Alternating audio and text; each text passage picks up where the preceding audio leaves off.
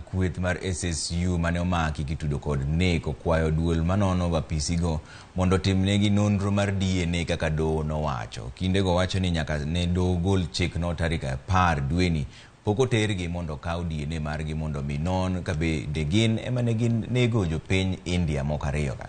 Kindego wacho ni ok gidhi yie mondo chako med kinde mar nonro makamano. Apisego ne okuong chwale doho tarik 10 dweni kuma ne ochiw ndalo 21 ne duolno ma Internal Affairs Unit timonegi nonro mar DNA. Igeno mondo duoknegi doho tarik 1 dwe manyien.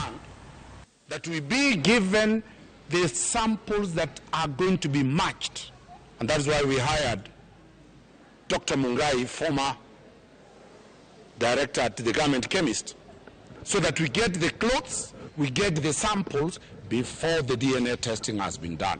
That has not been given.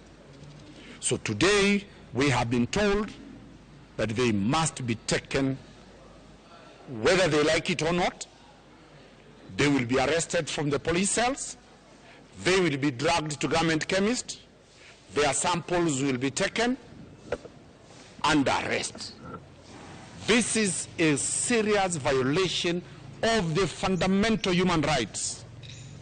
The court order is expressed that the officers will only be taken samples at the national laboratories. The public is extremely eager to get the result and outcome of what has happened at from the forensic examination. Therefore, they should not hold the entire nation at ransom.